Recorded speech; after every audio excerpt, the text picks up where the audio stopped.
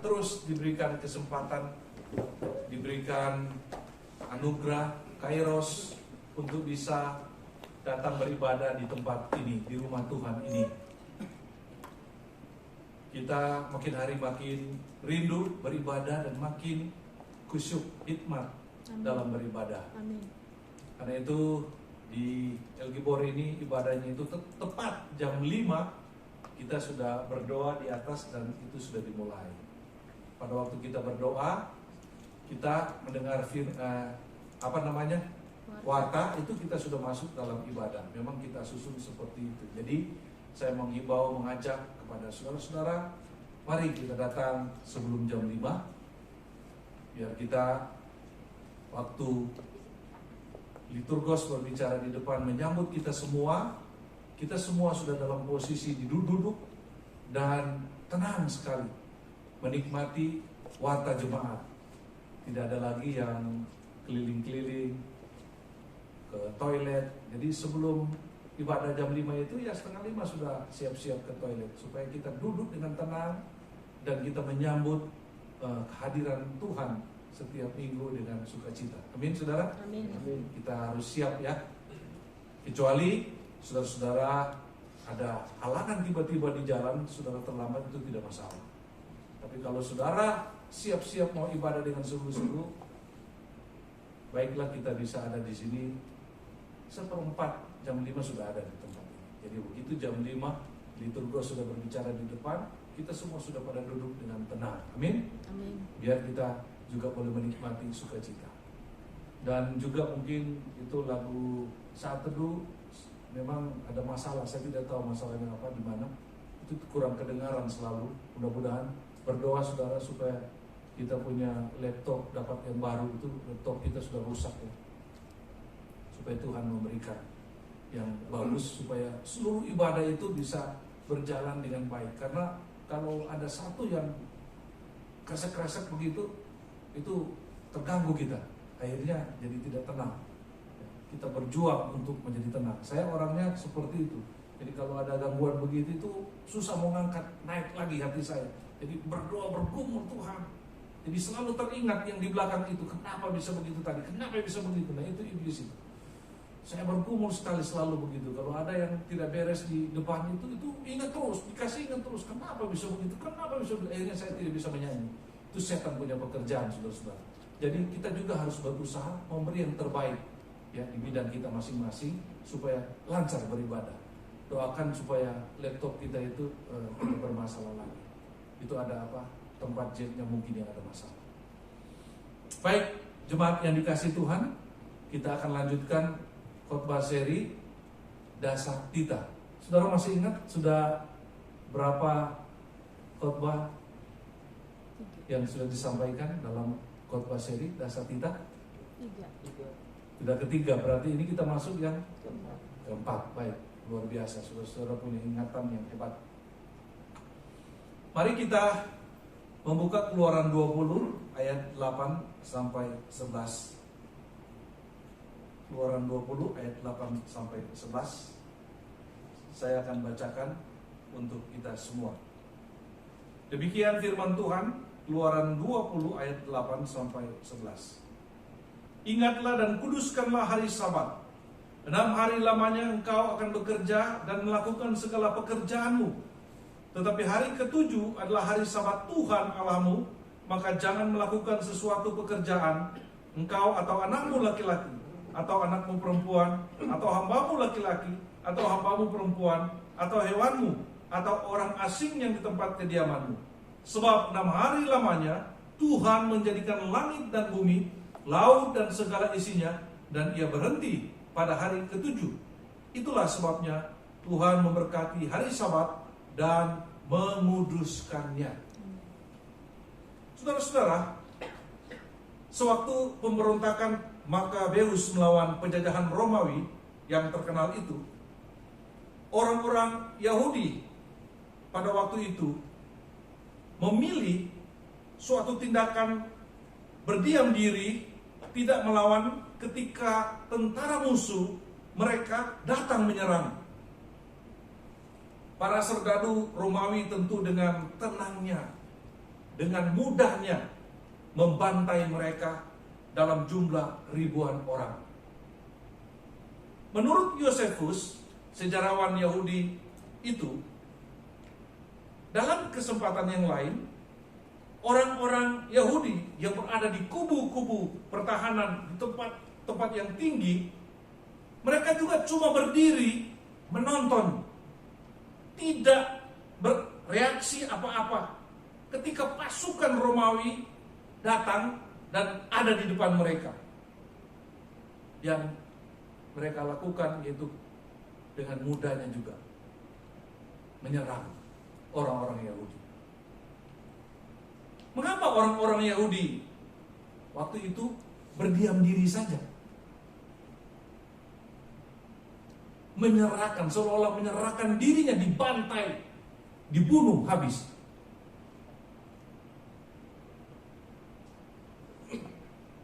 Karena pada dua kejadian ini, saudara-saudara,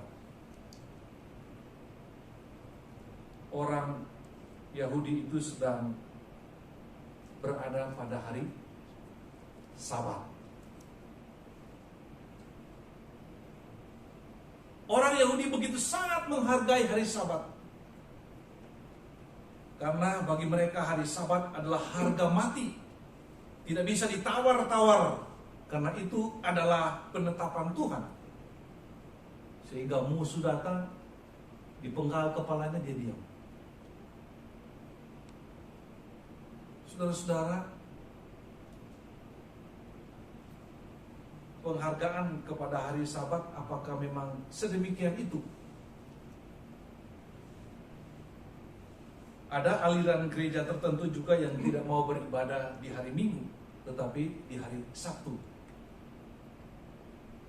Nah, bagaimana saudara-saudara, kita para pengikut Tuhan Yesus memaknai hukum keempat ini? Ini yang menjadi pertanyaan untuk kita bahas. Memang benar, saudara, hari Sabat artinya hari Sabtu. Sabat juga berarti hari perhentian atau hari peristirahatan. Kita sudah baca tadi, Keluaran 20 ayat 8 sampai 11, sangat jelas. Oleh sebab itu, ada pandangan yang mengatakan bahwa seharusnya orang Kristen itu beribadah pada hari Sabtu. Ada juga yang berpandangan bahwa hari Minggu Perjanjian Baru adalah sama dan sebangun dengan Sabat Perjanjian Lama. Jadi hari Minggu itu sama persis dengan Sabat di Perjanjian Lama. Karena itu harus dijalankan persis juga sama dengan ibadat orang Yahudi. Itu pandangan yang kedua. Pandangan yang ketiga, saudara, ada yang berpandangan bahwa Sabat telah ditiadakan oleh kematian dan kebangkitan Tuhan Yesus, dan bahwa hari yang baru atau hari Tuhan itu, hari Minggu, hari kebangkitan Kristus yang kemarin kita rayakan, yang memiliki karakteristik sendiri, telah menggantikan hari Sabat atau hari Sabtu. Saudara pegang yang mana? Tentu saudara pegang yang terakhir tadi. Buktinya saudara ada hari ini, hari Minggu di tempat ini. Kalau kita pelajari secara cermat, saudara-saudara, maka kita menemukan bahwa Sabat itu sebenarnya adalah sebuah institusi Yahudi yang unik, yang tidak diberikan dan atau sepenuhnya dipelihara oleh bangsa-bangsa lain. Berbeda dengan perintah-perintah yang lain, saudara. Itu berlaku universal. Tapi kalau Sabat ditujukan memang untuk secara spesifik kepada orang Yahudi, bangsa Israel. Kalau kita lihat Alkitab, maka Alkitab tidak pernah menjelaskan bahwa perintah Sabat ini terjadi pada saat penciptaan. Saudara baca Alkitab, tidak ada. melainkan jauh sesudah masa penciptaan. Coba kita baca Nehemia 9 ayat 13 sampai 14. Nehemia 9 ayat 13 sampai 14 yang berkata demikian. Engkau telah turun ke atas gunung Sinai dan berbicara dengan mereka dari langit dan memberikan mereka peraturan-peraturan yang adil, hukum-hukum yang benar, serta ketetapan-ketetapan dan perintah-perintah yang baik. Juga kau beritahukan kepada mereka Sabatmu yang kudus dan memberikan kepada mereka perintah-perintah, ketetapan-ketetapan dan hukummu dengan peraturan Musa hambamu. Firman Tuhan ini mengaitkan pemberian hukum Sabat dengan Gunung Sinai. Dan ini mengimplikasikan atau menunjukkan bahwa Sabat tidak dikenal atau tidak dipelihara sebelum waktu ini. Ini penting kita mengerti. Demikian juga kalau kita membaca Keluaran 31 ayat 12 sampai 17. Firman Tuhan ini menunjukkan bahwa Sabat sebagai sebuah covenant atau perjanjian antara Allah, YHWH, dan bangsa Israel. Dan hal ini begitu penting karena diulang sampai 2 kali. Nah, dengan demikian saudara-saudara, sulit untuk melihat bagaimana pemeliharaan Sabat ini secara sah dikatakan harus diberlakukan pada bangsa-bangsa lainnya. Hanya bangsa Israel, hanya orang Yahudi yang diberlakukan hari Sabat ini, saudara-saudara. Nah, bagaimana dengan hari Minggu? Hari Minggu adalah hari lain yang ditetapkan oleh Allah, yang diperuntukkan bagi gereja, bukan bagi orang Israel. Kita Israel rohani, gereja. Sabat atau Sabtu adalah waktu untuk perhentian dan tidak beraktivitas. Itu yang terjadi pada orang-orang Israel. Sama sekali tidak beraktivitas. Itu dilatar belakangi oleh peraturan orang Israel. Tuhan memberikan aturan Sabat yang begitu ketat, tidak beraktivitas. Karena itu melanggar aturan ini, saudara-saudara, mereka akan mendapatkan hukuman, bahkan hukuman mati. Nah, sebaliknya saudara-saudara, hari Minggu, hari Tuhan, hari umat Kristus, adalah hari yang bersuka cita. Hari kita beraktivitas dan pengharapan karena dilatar belakangi oleh kebangkitan Kristus yang penuh dengan sukacita. Kita sudah lihat perbedaannya ya. Sabat di Israel itu sama sekali istirahat, tidak bisa beraktivitas. Nanti sebentar kita akan lihat bagaimana mereka, para ahli-ahli Taurat, menerjemahkan, membuat aturan yang begitu banyak. Mana yang dimaksud bekerja, yang tidak bisa bekerja, yang dalam kategori bekerja yang tidak bisa dilakukan. Dibuat, itu banyak sekali. Hari Minggu menjadi hari pertama bagi umat Kristen. Karena itulah hari kemenangan Kristus atas maut. Itulah hari di mana Tuhan Yesus mengumpulkan kembali para murid-muridnya.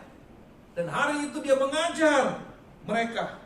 Bahkan mengaruniakan Roh Kudus. Kalau kita baca Yohanes 20 ayat 22. Dan Tuhan memberikan amanat agung untuk memberitakan Injil ke seluruh dunia. Matius 28 ayat 18 sampai 20. Dan Rasul Paulus juga berkata dalam 1 Korintus 15 ayat 14. Andai kata Kristus tidak dibangkitkan, maka sia-sialah pemberitaan kami dan sia-sialah juga kepercayaan kamu. Jadi jelas sekali saudara, jika tidak ada kebangkitan Yesus, maka tidak ada kekristenan. Jadi mustahil orang Kristen tidak merayakan hari kebangkitan Kristus ini, yaitu kita merayakannya setiap hari Minggu. Itu sebabnya kita melihat ibadah hari Sabat atau Sabtu itu berganti menjadi hari Minggu, hari Tuhan di gereja mula-mula. Jadi ada faktor sejarah yang bisa kita pelajari. Kita melihat pada komunitas jemaat mula-mula, bukan sekedar tiba-tiba saja Sabtu menjadi Minggu. Tidak, saudara-saudara. Dalam gereja mula-mula, kita melihat di dalam Kisah Para Rasul 1 Korintus 16 ayat 2. Situ semua jelas sekali. Mereka berkumpul, mereka mengadakan perjamuan itu pada hari Minggu. Dalam Perjanjian Lama, kata Sabat sangat sering disebutkan, saudara-saudara. Tapi sebaliknya, di kitab Kisah Para Rasul, kata Sabat kira-kira hanya 8 kali, saudara-saudara, disebut. Dan tidak sekalipun disebutkan sebagai hari yang dipelihara oleh orang-orang Kristen. Tidak. Sama sekali tidak ada kesan bahwa orang-orang Kristen mula-mula bertemu pada hari Sabtu. Tidak. Tapi mereka berkumpul, mereka berkoinonia pada hari Minggu. Saudara-saudara, itulah perjalanan Sabat bagi orang Kristen. Jadi saudara-saudara jangan sampai kalang kabut ketika ditanya, kenapa orang Kristen itu berdosa? Karena ibadahnya bukan hari Sabat, hari Sabtu. Kita sudah bisa menjawab. Karena Sabat itu berbeda dengan Minggu, memang berbeda. Orang Kristen tidak mengikuti aturan Yahudi. Amin, saudara? Amin. Orang Kristen punya hari khusus yang sangat bersejarah, yaitu hari Minggu. Hari Minggu itu hari pertama di mana Yesus bangkit, dan disitulah kekristenan berdiri. Itu sebabnya kita hari Minggu selalu bersuka cita, selalu mengingat akan kemenangan yang Yesus berikan melalui kebangkitannya yang sudah mengalahkan maut, menghancurkan dosa. Kita harus suka cita. Itu sebabnya kalau kita datang ke gereja tanpa pemahaman ini, kita akan loyo, slow. Tapi kalau kita datang ke gereja dengan pemahaman, ini hari di mana Kristus sudah bangkit, mengalahkan maut, menyelamatkan saya. Karena itu saya mau datang dengan sukacita. Itu sebabnya hari Minggu tidak dilarang untuk beraktivitas. Beraktivitas dalam pengertian datang beribadah, menyembah Tuhan. Amin, saudara? Kalau pakai kategori Sabat, ya nggak bisa kita beribadah begini karena mengangkat keyboard kerja. Nggak bisa, karena hari Sabat itu ada hukumnya, mengangkat pun ada aturannya. Apa yang diangkat? Nggak bisa sembarangan mengangkat. Tapi kita bersuka cita. Kenapa? Karena memang beda. Hari Minggu, hari perhentian, tetapi Tuhan mengaruniakan hari yang begitu bersuka cita, yang berbeda sekali dengan hari Sabat orang Yahudi. Nah, namun demikian, saudara-saudara, bukan berarti hukum keempat ini tidak bermakna apa-apa, saudara, bagi kita umat Kristen masa kini. Oh, sangat bermakna. Hukum keempat ini harus tetap kita pelihara. Dari sisi apa, saudara? Spiritnya, rohnya, jiwanya, bukan harinya. Apa makna yang terkandung di dalam itu yang kita pegang? Apa sih sebenarnya yang Tuhan mau dengan hari Sabat itu? Nah, makanya kita perlu tahu apa sih Sabat itu. Yang pertama, Sabat adalah hari peringatan akan Allah sebagai pencipta dan pembebas umatnya. Tuhan ingin kita ingat pada waktu kita menetapkan satu hari, di mana hari kita menikmati Tuhan, karena di sana kita mengenal Tuhan itu sebagai pencipta dan penyelamat, pembebas. Kita tahu Allah membebaskan umat Israel dari perbudakan di Mesir. Dan yang kedua, Allah membebaskan Israel dari perbudakan di mana? Bangsa mana? Ini sejarah ini. Berapa kali mereka dijadikan budak, ditawan. Di Mesir berapa ratus tahun. di Babel 70 tahun. Jadi sahabat mengingatkan bahwa Allah itu sebagai pencipta, Dia sudah membebaskan umatnya dari penawanan. Sehingga ketika kita merayakan Sabat, hari perhentian ini, kita boleh bersuka cita mengingat Allah kita, Allah pencipta dan pembebas. Ini penting sekali, betapa luar biasanya Allah kita. Bahkan mengingat kita tadi, kita sudah ditebus dan diselamatkan melalui kebangkitan Kristus. Yang kedua, Sabat sebenarnya mengingatkan kita ada waktu untuk bekerja selama 6 hari. Jadi waktu kita memasuki Sabat, kita juga harus mengingat sebenarnya ada waktu yang Tuhan berikan kepada kita untuk bekerja, untuk mencari nafkah, untuk kepentingan kita. Itu Tuhan memberikan tuh 6 hari. Jadi jangan cuma mengingat, saya masuk hari Sabat, 1 hari ini untuk istirahat. Tidak. Tuhan juga ingin kita mengingat, ada 6 hari yang kita harus isi, yang harus kita kerjakan dengan sungguh-sungguh, yang kita harus manfaatkan dengan sebaik-baiknya sebagai bentuk kita menyembah kepada Allah. Ini penting sekali, saudara-saudara. Itu sebabnya jangan pernah ada orang berkata, saya mau hidup baik saja pada hari Minggu, tapi hari Senin sampai Sabtu saya terserah hidup saya, karena itu tidak ada kaitannya dengan Tuhan. Tidak. Semua hari adalah harinya Tuhan. Tetapi Tuhan mengkhususkan 6 hari itu. Silakan bekerja, silakan berkarir, silakan cari uang, silakan menikmati kehidupan ini, tetapi dalam koridor kebenaran Tuhan. Amin. Kerja dengan sungguh-sungguh. Tuhan memberikan waktu 6 hari bekerja. Karena itu bekerjalah dengan sebaik-baiknya. Minta pertolongan Tuhan. Setiap bangun pagi sebelum bekerja, sujud menyembah kepada Dia, walaupun hanya beberapa menit. Jangan keburu-buru, saudara. Jangan saudara menganggap dia itu waktu untuk Tuhan itu waktu yang sisa.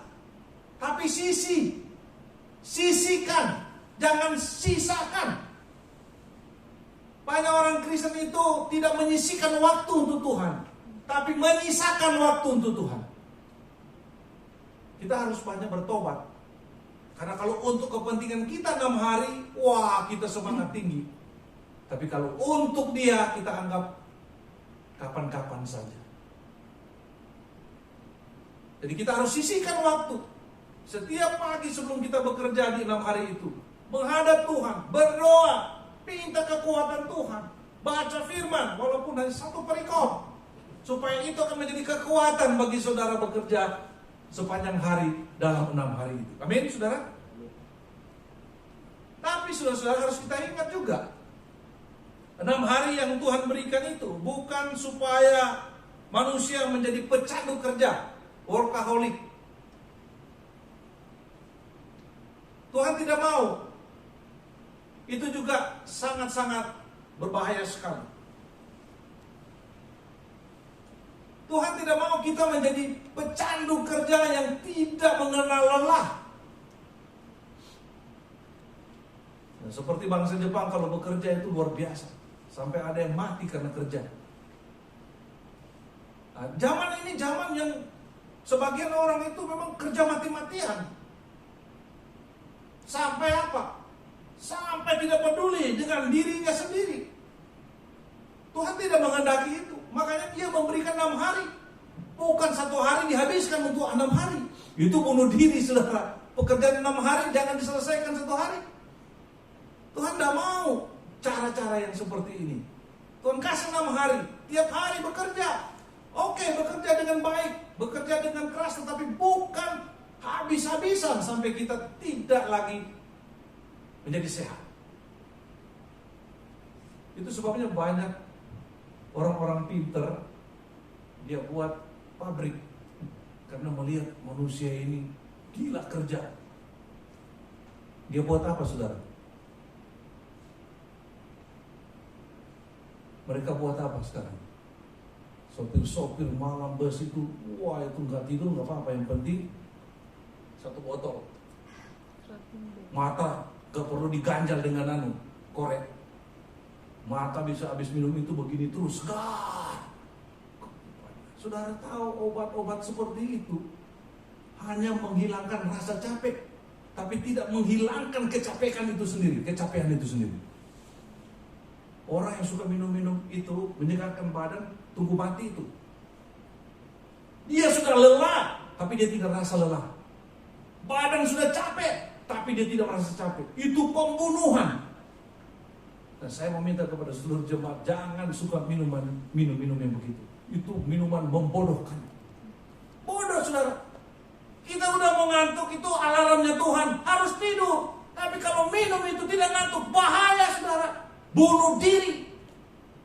Ini perusahaan-perusahaan itu kaya raya karena kita bodoh. Amin saudara. Saudara saya sepupu sekali gembala, 2 berangkat masih muda. Kenapa? Tiap hari minum minuman seperti itu. Saya nggak mau sebut mereknya, nanti saya ditangkap saya kalau dengar nanti ini. Tapi saudara tahu itu banyak macam, banyak merek, amin. Minum terus. Saudara kuat. Cuci darah. Masih muda, 20-an mungkin. Berangkat. Innalillahi wa inna ilaihi rajiun. Dan banyak orang cuci darah hari ini karena itu. Minum. Segar sekali. Nggak ada rasa capek. Aduh. Tuhan itu begitu hebat. Dia sudah kasih tubuh dan ada alarm tubuh. Kalau udah ngantuk, tidur. Kalau udah capek, berhenti. Jangan dipaksa dengan minuman itu. Tuhan itu baik sekali kepada kita. Amin, saudara. Jadi saya nggak terlalu setuju orang yang walaupun atas nama Tuhan memaksakan dirinya, penting untuk Tuhan. Dan Tuhan tidak merasa begitu. Tuhan kasihkan 6 hari. Amin saudara. Jangan dikerjakan 1 hari untuk menyelesaikan 6 hari. Punya pekerjaan, bukan. Ini banyak yang konyol. Saudara-saudara, tahun 30-an di masa Joseph Stalin menjadi diktator di Uni Soviet, saudara-saudara, dia pernah mengubah 1 minggu itu isinya 10 hari. Hebat sekali saudara. Yang mau ikut ini siapa? 1 minggu dia jadikan 10 hari. Dan hari kerja itu apa? 9 hari. 1 hari istirahat. Dia bilang pokoknya Soviet akan menguasai dunia karena produktivitas tinggi. Bekerja, rakyat harus bekerja 9 hari. Saudara bisa bayangkan orang yang kerja 9 hari dan istirahat 1 hari, mukanya jadi muka pepaya. Hancur-hancuran saudara. Semua hasil pekerjaan hancur berantakan. Orang kerja 6 hari peot, ini 9 hari kerja terus-menerus. 8 jam kali 9, tewas saudara. Makan juga mungkin sudah gak enak. Akhirnya Stalin sujud menyembah kembali kepada Yesus. Kembali 1 minggu 7 hari. Jangan main-main. Jangan main-main dengan Tuhan. Tuhan sudah kasih 1 minggu 7 hari. Jangan bikin-bikin jadi 10 hari segala macam. Jangan coba-coba sudah. Jadi Tuhan mau kita bekerja yang wajar. 1 hari Tuhan kasih, kita kerja. Bukan juga berpangku tangan tentu. Kita bekerja sesuai dengan kapasitas yang Tuhan berikan. Apalagi dimulai dengan doa. Karena saudara jangan pernah berpikir begini. Saya selalu dengar motivator-motivator itu kunci keberhasilan kerja keras. Dalam pengertian tertentu betul. Tapi sekeras bagaimana? Tuhan jelas berkata, berkat Tuhanlah yang menjadikan kamu kaya. Susah payah tidak akan menambah ini.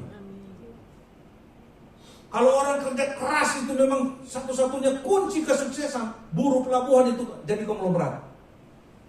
Mereka kerja keras. Lebih keras. Berat sekali saudara. Mereka yang di pelabuhan itu. Wah, berat sekali. Tukang becak. Capek. Kerja keras. Jadi motivator-motivator itu tidak boleh kita dengar sepenuhnya apa yang dia ngomong. Memaksakan supaya kita jadi kerja keras, banting tulang. Ada batasnya, tetap ada batasnya. Amin. Karena itu saudara-saudara, Tuhan itu baik sekali. Dia berikan 6 hari, kita isi dengan baik-baik, kerja dengan baik, bersandar kepada Tuhan, kerja dengan jujur, bertanggung jawab.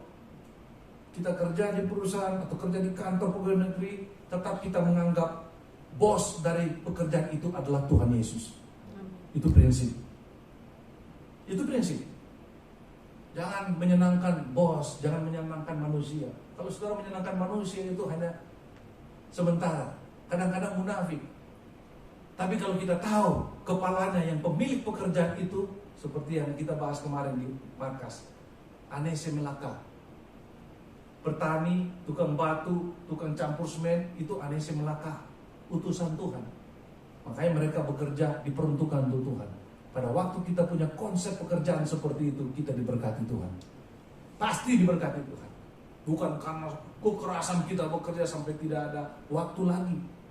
Apalagi tidak punya waktu untuk keluarga, tidak punya waktu untuk anak, tidak punya, itu bahaya sekali.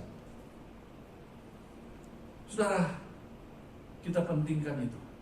Kerja yang wajar, bukan juga berpangku tangan, tetapi ada batasnya, dan Tuhan kasih pekerjaan itu 6 hari supaya kita menikmati hasil pekerjaan kita. Amin.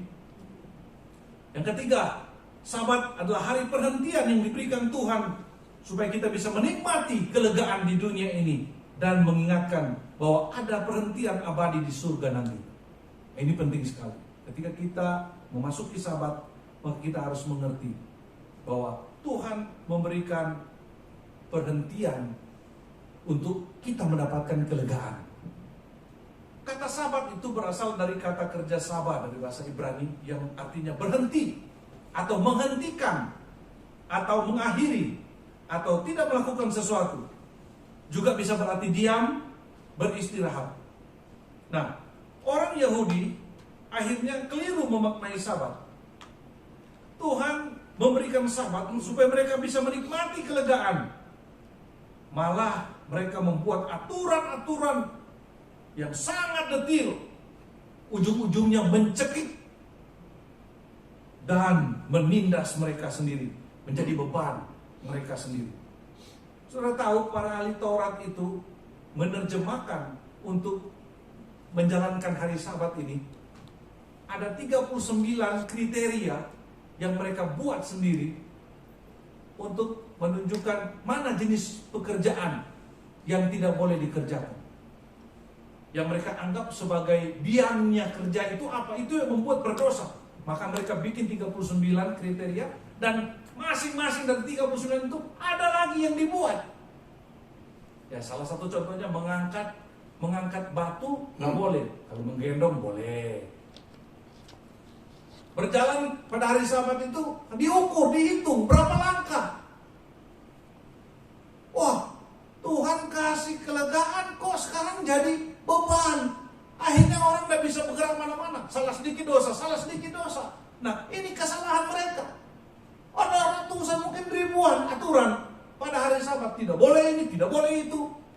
Gak bisa begini, gak bisa begono. Waduh, ngeri sekali saudara-saudara. Itu orang Israel bikin. Dia taruh beban yang begitu berat sehingga mereka sendiri menderita dan sengsara. Saudara-saudara, ini agama yang sangat membelenggu dan menakutkan. Hari yang seharusnya mendatangkan kelegaan malah menjadi beban yang menindas. Tidak betul. Namun saudara-saudara, Tuhan juga tidak mau memberikan hari Sabat itu Memberikan kelegaan dalam pengertian supaya kita memanfaatkan kelegaan itu, supaya kita dinina bobokan, supaya manusia terus beristirahat. Tidak, saudara. Tuhan tahu cukup 1 hari untuk beristirahat, untuk menikmati berkat Tuhan, supaya bisa datang menyembah kepada Dia. Saudara-saudara, Tuhan tidak pernah berkenan orang berleha-leha, terus menerus menikmati kelegaan. Kelegaan yang sempurna nanti, kelegaan di sorga. Nah, saudara-saudara, di masa revolusi Prancis, orang-orang Prancis yang sangat mengagungkan hak asasi manusia, mereka selalu antropocentris, saudara. Jadi manusia menjadi pusat. Nah, pada waktu revolusi Prancis ini, orang-orang Prancis itu juga pernah mengubah 1 minggu itu hanya 5 hari. Saking mau menikmati hidup, mereka bilang 1 minggu itu 5 hari. 4 hari kerja, 1 hari istirahat. Enak ya? Kalau ada di Indonesia itu semua pilih ini. Pasti 4 hari kerja, 1 hari istirahat. Itu 1 minggu, 5 hari. Saudara suka ini enggak? Yakin suka, nggak mungkin nggak suka. Saya juga merasakan suka kayaknya ini. Tapi sejarah mengatakan mereka waktu menjalankan itu, situasi bukan jadi bagus, situasi semakin jadi rusak. Stres sendiri, terlalu banyak istirahat. Kerja cuma 4 hari, 1 hari istirahat. Jadi dalam 1 minggu istirahatnya banyak sekali kan. Ulang-ulang, cepat sudah istirahat, cepat sudah istirahat, cepat sudah istirahat. Semua juga rusak, stres, depresi. Ternyata Tuhan kasih pekerjaan itu bukan untuk stres, tapi untuk memberikan kekuatan, memberikan kesukacitaan. Coba tidur-tidur terus, saudara. Bosan. Nah, bosan kan? Jadi kalau orang tidur-tidur terus, itu sudah dekat-dekat itu. Saya punya teman, insinyur pertanian. Satu waktu dia tes jadi PNS, mau masuk jadi PNS, tapi tidak lulus. Akhirnya mulai kecewa. Kecewa, sudah tidak mau pergi-pergi di rumah terus. Saya rasa aneh juga. Di rumah, tapi masih di halaman, keluar. Kerja-kerja, ini insinyur pertanian, saudara. Masih sapu-sapu halaman. Lama-kelamaan sudah tidak mau keluar di halaman. Di dalam rumah. Lama-lama sudah tidak mau keluar di ruang tamu. Sudah di dalam kamar. Terus di dalam kamar, tidur. Terakhir, mati. Diranjang. Persiapan. Tidak lagi bekerja sama sekali. Bahaya, saudara, kalau kita sudah tidak bekerja. Tuhan tidak mau istirahat itu dalam pengertian malas.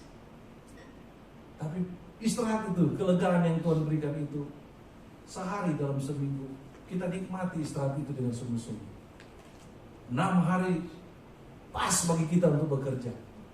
Tidak kecapean sama sekali sampai menguras tenaga. Tapi hari ke-7, hari Minggu, kita istirahat. Kita datang kepada Tuhan. Itu hari Sabat yang Tuhan maksudkan. Hari Minggu, 1 hari itu kita datang di hadirat Tuhan. Melakukan aktivitas. Aktivitas apa? Aktivitas beribadah. Memuji-muji Tuhan. Menari-nari di hadapan Tuhan. Cuma sayang, jemaat kita masih kaku-kaku. Kalau nyanyi lagi gembira, takut joget. Cuma Bu Gembala dan singer saya sudah mulai goyang-goyang. Tapi mungkin takut-takut juga. Gak apa-apa, saudara. Saya suka orang goyang, nggak usah merasa berdosa, nggak perlu. Itu bukan berdosa, saudara. Kecuali orang Israel, goyang inul itu sudah mau berdosa itu, karena terlalu banyak aturannya. Kalau kita goyang aja, tapi untuk Tuhan, amin. Amin. Itu aktivitas. Kalau saudara sedang menyanyi, saudara tersentuh, saudara mau bersujud, silakan saudara bersujud. Nggak ada yang aneh. Yang penting tertib dan teratur, tidak teriak-teriak, tidak muntah-muntah. Karena banyak gereja yang begitu, sudah kemasukan setan, bukan kemasukan Roh Kudus. Begitu sudah menikmati, wah udah kacau ibadah. Udah yang muntah-muntah, terguling-guling, nggak bisa seperti itu. Tapi kalau saudara tersentuh dengan pujian, saudara menangis, saudara. Saudara mau sujud, saudara. Sembah Dia. Itu ekspresi orisinil yang Tuhan mau. Tuhan tidak takut loh saudara. Nah saya menginginkan kita ketika kita menyanyi dengan sepenuh hati, mengeluarkan ekspresi kita apapun. Saudara mau menangis. Tapi jangan saudara menangis teriak-teriak histeris. Nggak perlu. Nanti orang lain terganggu. Tapi kalau saudara menangis terharu, menangis. Jangan malu. Itu ungkapan pribadi saudara kepada Tuhan. Disentuh oleh Roh Kudus. Amin saudara. Jadi mulai minggu depan itu menyanyi dengan sukacita. Keluarkan ekspresi kita apapun. Saudara mau angkat tangan, mau angkat kaki saja. Asal jangan jatuh saja. Saudara lompat-lompat. Tapi bukan lompat-lompat itu karena mau memperlihatkan orang, lihat loh saya gembira ini. Itu sudah bukan untuk Tuhan. Tapi kalau saudara memang disentuh, saudara mau goyang, saudara persembahkan itu untuk Tuhan. Itu yang benar. Amin saudara. Jadi jangan kaku saudara. Beribadah di hadapan Tuhan itu dengan segenap hati, dengan segenap jiwa, dengan segenap tenaga. Kita berikan kepada Tuhan. Itu sebabnya hari Minggu, mari kita datang dengan sukacita. Kita bergembira dengan teman-teman yang sudah diselamatkan. Kita bergembira menikmati kuasa Tuhan yang sudah menyelamatkan kita. Dan kita nikmati hari Minggu itu. Jadi sahabat, kita melakukan aktivitas untuk penyembahan kepada Tuhan, beribadah kepada Tuhan. Dan, nah ini juga penting, melakukan kebajikan.